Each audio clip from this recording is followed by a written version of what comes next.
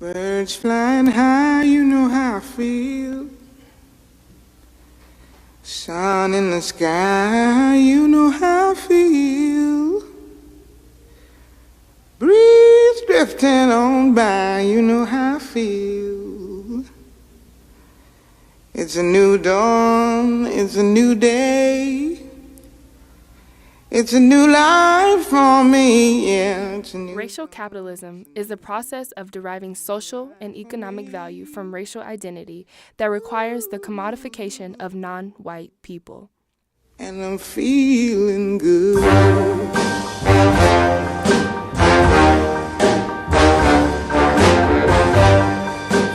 The university prides itself on its diversity initiatives.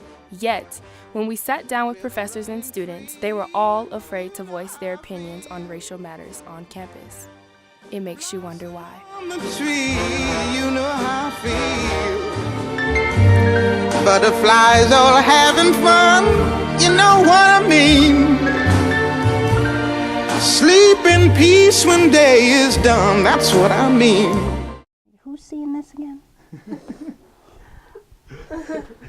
These are very polemical questions. You could get me in trouble.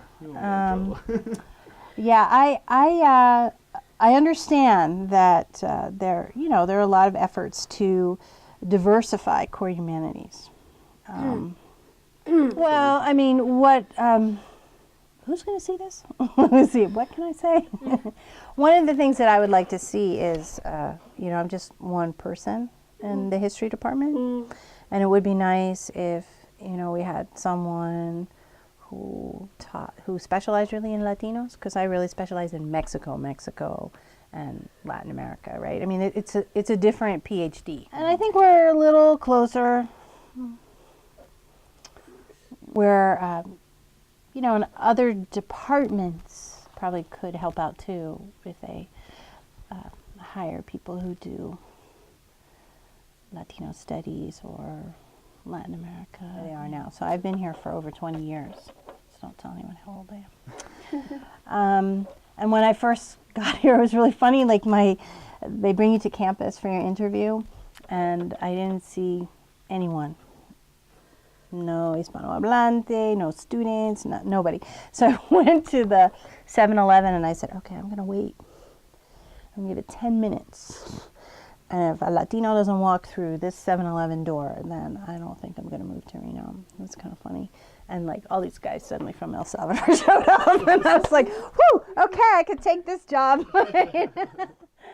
In 2014, 33.5% of students at the University of Nevada self-identify with a race or ethnicity considered historically underrepresented in higher education in Nevada. I do believe racism still exists, yes.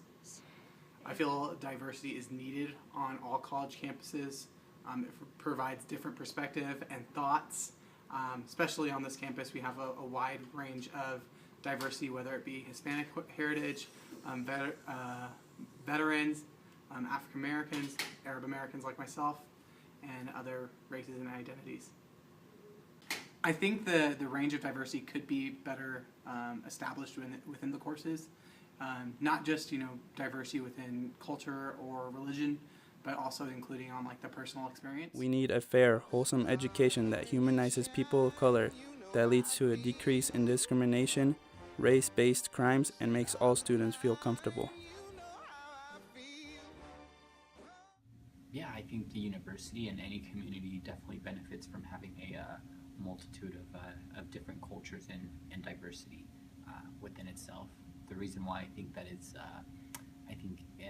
with diversity, everybody has a different culture, and that culture makes a big difference in how we think and how we express ourselves and what we express ourselves about.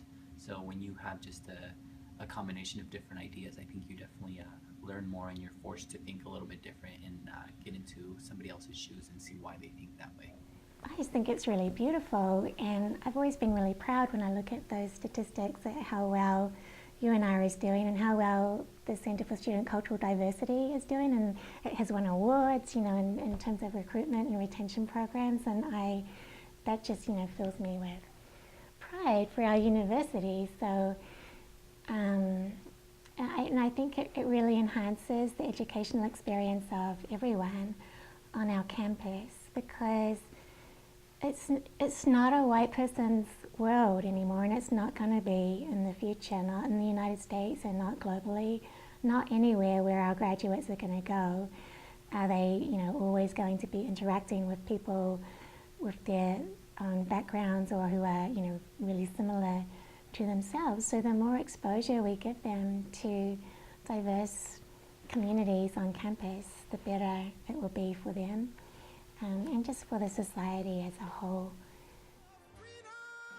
Students have to be the ones to enact the change to the core humanities and diversity curriculum. So I would keep, pressuring President Johnson, for example, and the provost and the people in charge and the core curriculum director, talk to him about some of these things. And then, directives come down and new core objectives are developed for the core, and then departments, to keep teaching in the core, have to accommodate that, and they have to create courses and build these objectives into their courses, and that's exactly what's happening now. And so, we're all putting forward diversity and global context courses, and as more and more departments gear up for the new core curriculum, there'll be all of these options out there for students, because we've built all of these objectives into the courses, and students just really can't avoid it, right? That would be my dream, is you just can't avoid all of these things, exposure to all of these things. I think that students can, a sheer number, like a quantity of students, can influence things, because I know, for example, in languages and literatures, they hired Daniel Enrique Perez, who does Latino literature, and so like simply the demographics and the interests of students influence that department. And now I'm on the committee. They're about to hire maybe someone that does, Mexican literature, depending on how the search goes. And part of that is because so many heritage speakers are majoring in Spanish, and so they're like, oh yeah, we need to get somebody here who really can do Mexico, or Central America, one of the two. So the sheer number of students can influence things. Like, they become aware that you have these majors, you have these students, they're very active in these student organizations, and they sort of y'all make yourselves known. That helps. But, it's still like this internal thing where the faculty decide, but you can, and you can do nice things, every time you can, turn around, and every chance you get, you're like, oh, it'd be so great. I really love what you're talking about, and it would be so great if, we had somebody that did this topic, and you fill in the blank, and then you get, 10 other people to say the same thing, and there comes a kind of power in them. Right. Yeah, and you kind of press against the system a little bit. Right. I'm always in favor of protesting stuff, so but I don't know how well it will work on this campus. New dawn, it's a new day, it's a new life.